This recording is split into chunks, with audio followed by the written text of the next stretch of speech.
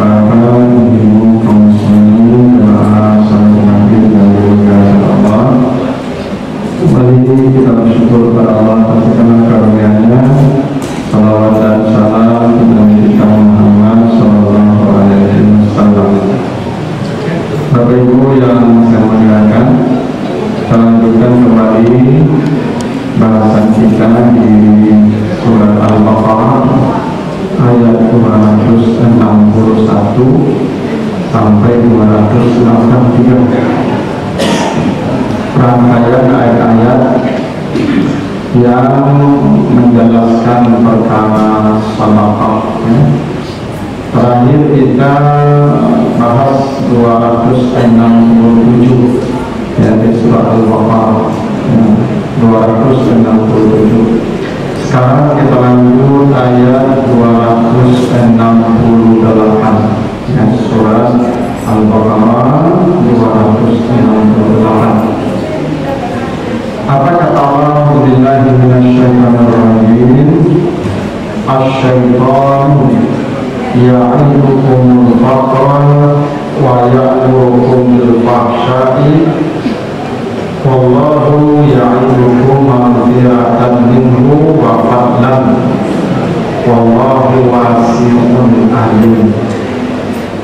Syaitan itu menakut-nakuti kamu dengan kefakiran dan menuduh kamu berbuat fahsya, dan Allah menjanjikan untukmu ampunan darinya dan kelebihan fadlan, dan Allah maha luas lagi maha mengetahui. Nah, jadi kata Allah, kenapa manusia itu menjadi kikir? Kenapa manusia itu menjadi takut bersedekah, berinfak? Karena kata Allah, setan menakut-nakuti mereka. Nah, jadi ketika seseorang hendak bersedekah, itu setan langsung menakut-nakuti itu. Biasanya ibu kalau sedekah agak banyak, muncul pikiran itu tuh, itu kurang melaju itu. Nah, itu tidak cukup sampai akhir bulan itu. Nah, sehingga perasaan takut tidak cukup, takut tidak sampai melaju, itu setan tuh. Setan. Kadang-kadang kita itu sudah niat bersedekah, sudah ada niat, cuma kemudian datang pikiran itu, besok saya tidak cukup dikelola, itu setan tuh. Caranya lawan. Kalau Bapak Ibu kalau sedekah, lalu datang pikiran, udah besok saya rekod dan cukup, dan pas sedekah langsung kini besok aja.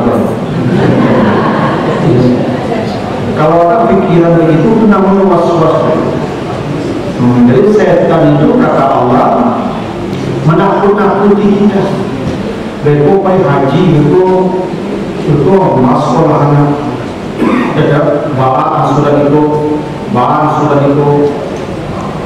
Beko pai umrah itu. Beko dah cukup belanja beko, dah cukup tu baju kurang modal beko. Itu setan. Ketika kita hendak menginfakkan harta kita, langsung setan nakut-nakuti dengan kefakiran. Karena setan itu tak ingin kita aman, selamat dari azab. Karena orang kalau bersedekah, yang pasti ditutup pintu azab. Makanya kata Nabi begitu, ittaqin nara walau bisikri tamrah. Tutuplah pintu neraka sekalipun dengan bersedekah separuh kurma. Dan setan tidak ingin manusia menutup pintu neraka, karena dia ingin manusia ke neraka semua. Makanya dimunculkan perasaan-perasaan takut. Kalau kita bersedekah, apalagi jumlah besar, atau ya ketakutan itu kurang berlanjut. Ketakutan itu dari setan, itu pasti. Sementara Allah menjanjikan ampunan dan kelebihan dua. Kalau kamu bersedekah, janji Allah satu, diampuni dosa-dosa. Makanya menurut pintu neraka ketika yang membawa orang masuk neraka itu dosa. Sekarang sedekah janji Allah maghfirah, ampunan. Ya. Itu makanya Bapak Ibu setelah memberi itu biasanya ada ketenangan hati. Karena pemberian itu otomatis menghapus dosa. Kata Allah begitu. Allah menjanjikan kamu dengan infak sedekah itu ampunan nomor 1. Makanya orang yang rajin bersedekah itu nampak kelapangan dalam hidup itu, lapang, tenang, bahagia.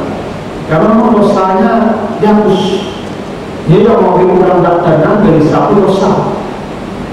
Nabi sebut begitu.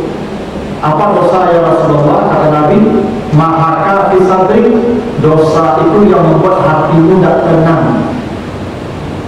Jadi orang kalau gelisah itu ada berdosa, obatnya bersedekah. Makanya orang kalau lagi bersedekah itu tidak pernah ada takut dan cemas, tidak ada. Bahkan kalau dicuri orang pun dia punya takut juga, karena dicuri orang itu bahagia dari sedekah juga. Kan dicuri orang itu sedekah. Bahkan yang paling hebat karena kita tidak tahu siapa yang ambil. Tak tahu kita siapa yang ambil. Dicuri orang itu sedekah paling ikhlas sebenarnya. Karena kita tidak tahu yang mengambil siapa, yang membawa harta kita siapa. Apalagi kita tidak perlu capek-capek mencari orang yang sudah dijemput sendiri. Itu sebenarnya harta dia yang lewat ke tangan kita. Sebenarnya tidak datang ke kita itu pasti jadi milik dia juga. Cuma dititipkan ke kita, jadi jalan pahala bagi kita. Makanya orang tahu yang ahli sedekah tidak ada cemas, tidak ada takut. Kenapa? Karena setiap dia bersedekah dosanya diampuni, ketenangan hati datang. Maka itu tidak apa-apa kalau mau kata ibu dari beraju, tidak tangan ada apa menjadi ibu yang beraju itu. Celaka dari itu ya Pak. Curah ini ibu dong, kenapa beraju ibu dong? Kok pulang bahagia? Apa lagi bahagia dari ibu yang beraju?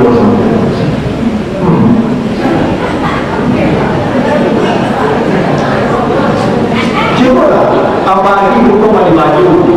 Itu nyebani baju ibu kok. Itu bangga hati ibu kok pulang mencari ibu bahagia tapi baju baru. So apa lagi bahagia lagi? Karena memang sifat sedekah itu melapangkan hati, karena memberikan ampunan. Makanya tempat yang sendiri itu kan kurang bahagia. Iya, sampai ada apa-apa sendiri itu sehingga dompet itu di rumah asal mau mengajak. Jauh dari bahagia orang sendiri itu. Nah, itu orang yang memberi itu kata Allah ampunan satu. Yang kedua fadlan, kelebihan. Nah, jadi fadlan itu berarti ya. Jadi orang memberi pasti karena berlebih. Tidak mungkin orang memberi kalau tidak berlebih itu.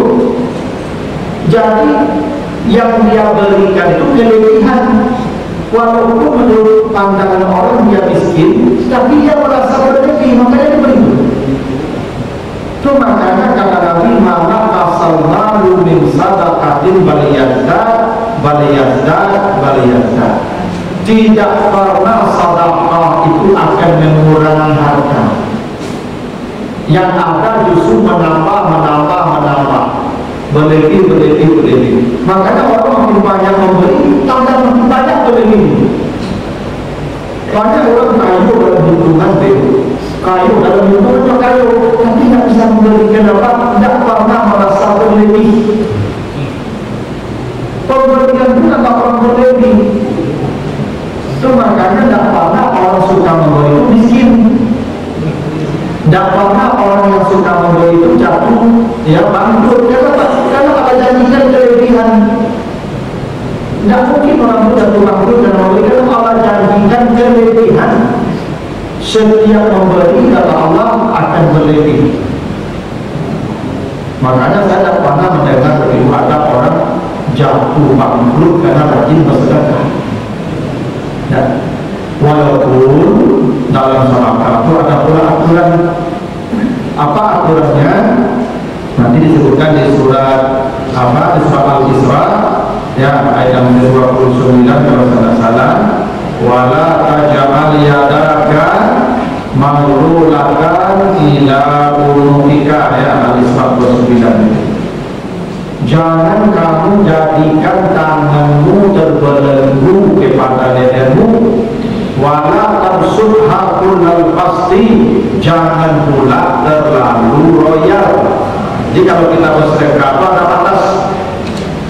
Jangan tangannya terbelenggu. Orang Arab KPU dulu kalau menyebut istilah kikir itu tangannya terbelenggu. Kalau kita sapu-sapunya baik istilahnya sama ya. Orang Arab itu kalau menyebut orang miskin itu apa? Orang kikir itu tangannya terbelenggu.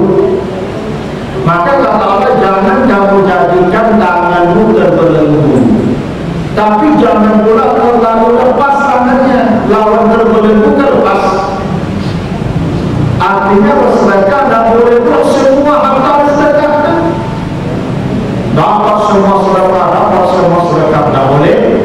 Kamu akan tercela pula begitu. Ya, kata kau apa begitu. Kaulah royal, pahawat royal. Ya kan, orang rumah berlanjut lagi TT. Ada apa pun pahawat itu berpakti jauh sebentar. Berlanjut rumah sudah mulai.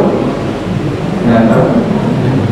Makanya sebaik-baik sedekah an-zahril ghina, katakan begitu. Sedekah yang paling baik kelebihan dari kebutuhan pokok keluarga. Jadi tak cukup keluarga, istri tak cukup, anak tak cukup, orang lain tak cukup. Kelebihan dari itulah kita bersedekah yang sebaik-baik sedekah. Karena sedekah kepada keluarga itu lebih hebat lagi, ada wajib hukumnya. Sebaik sehebat-hebat pahala yang sunat, pahala yang wajib tetap lebih hebat. Ibu bersedekah anak yatim ke orang miskin itu jatuh sunat, ke istri, ke anak, ke bapak, ke ibu itu wajib. Makanya kalau ingin bersedekah lengkapkan dulu yang pokok. Nah kelebihan itu baru bersedekah. Itu aturannya. Itu makanya zakat itu tidak wajib dan zakat fitrah tadi. Misalnya beli bapak itu di rumah itu ada berapa keluarga, misalnya ada 10. Ya bapak itu suami istri 2, anak 8, orang kaya diurus 10. Dihitung dulu belanja keluarga di hari raya. Barang belanja 10 orang itu kebutuhan selama hari raya. Kalau tak lebih, itu berarti tidak wajib zakat fitrah. Itu tidak. Kau naik lebih, bara banyak lebih itulah wajib zakat fitrah. Misalnya bapak ibu ya punya bari 10 kandang. 10 kandang pun ada itu mungkin cukup untuk keluarga sehari raya itu 9 kandang. Maka yang wajib zakat sekandangnya. Begitu aturannya, kelebihan dari kebutuhan zakatkan. Karena yang pokok kebutuhan keluarga dulu. Makanya tidak ada sedekah yang paling besar nilainya kecuali kepada keluarga.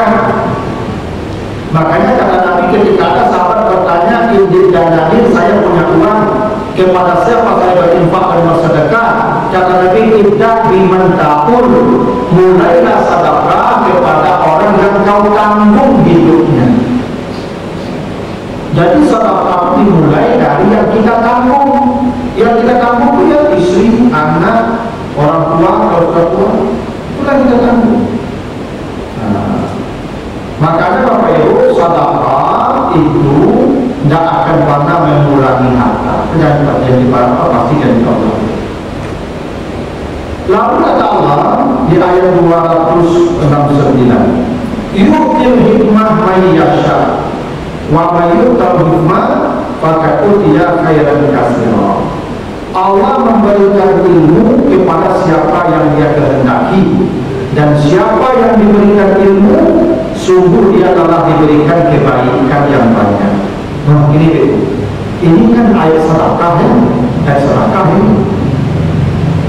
Kenapa di dalam ayat sedekah ada ilmu? Ini kan ayat sedekah 261 sampai 283 sedekah saja. Tapi 269 Allah sebutkan Allah berikan ilmu kepada siapa yang Dia pilih. Siapa yang diberi ilmu, dialah yang diberikan kebaikan yang banyak. Kenapa ilmu di tengah sedekah? Kenapa? Karena Bapak Ibu, ada sedekah yang tidak kalah hebatnya daripada harta. Ada sedekah yang lebih hebat lagi dari harta. Maka di tengah-tengah sedekah tahu apa itu? Sedekah ilmu. Maka mengajar itu sedekah. Itu kenapa sedekah jariyah sepaket dengan ilmu yang bermanfaat gitu. Bila mati anak Adam habis amalnya, terus kecuali 3 sedekah jariyah dan ilmu yang bermanfaat. Berarti ilmu itu sedekah juga. Bahkan ilmu sedekah yang lebih hebat lagi di luar sedekah materi. Makanya hadis Abu Dawud dikatakan sab'atun yajri lil abdi ajruhunna wa huwa fi qabrihi ba'da mautihi ila yaumil qiyamati. Kata Nabi, ada 7 amal yang akan mengamankan seseorang sampai hari kiamat, dan akan pernah berhenti di hadapan akhirat Allah sampai hari kiamat. Kalau mati dia paling bahagia sampai hari kiamat, kata Nabi. Dari 7 itu apa yang nomor 1? Nomor 1 kata Nabi itu man allama ilman, yang mengajarkan ilmu. Ilmu nomor 1 ya. Baru yang menggali sumur, baru yang membangun masjid, baru yang mewariskan mushaf. Ilmu nomor 1. Maka yang paling bahagia kalau mati itu guru-guru, dosen-dosen. Bapak Ibu yang guru, pensiunan guru, pensiunan dosen, itu lama tuh mati di rumah.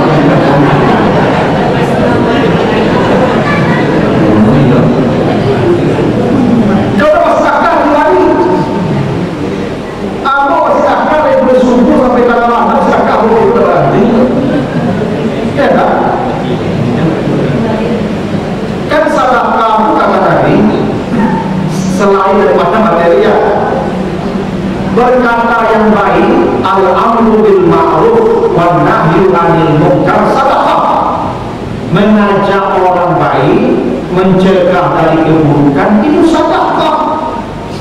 Bukankah Nabi Allah katakan qaulun ma'ruf, berkata yang baik, begitu kan?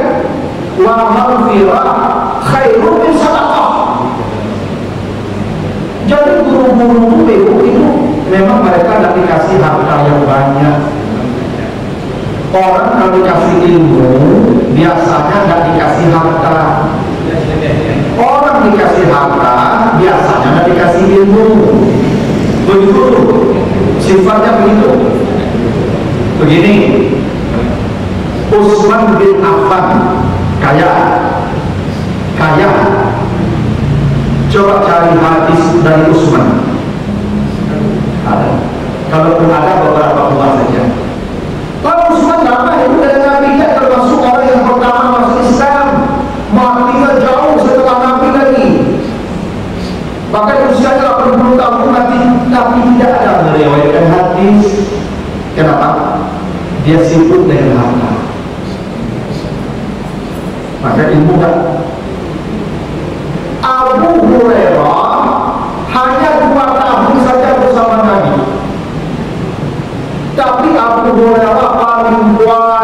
meriwayatkan hadis an Abi Hurairah. Kenapa? Abu Hurairah itu pecinta ilmu. Kemanapun Nabi pergi ke sana, mendengar kata Nabi, melihat perbuatan Nabi, lalu dia sampaikan, diajarkan, sampai mati dia mengajar, dan sampai mati dia punya rumah Abu Hurairah. Kenapa? Karena semua ilmu yang dia peroleh dari Nabi, dia ajarkan setiap hari kepada orang tanpa bayaran. Makanya orang alim jangan kaya. Imam Bukhari tidak punya rumah. Imam Bukhari tidak punya rumah.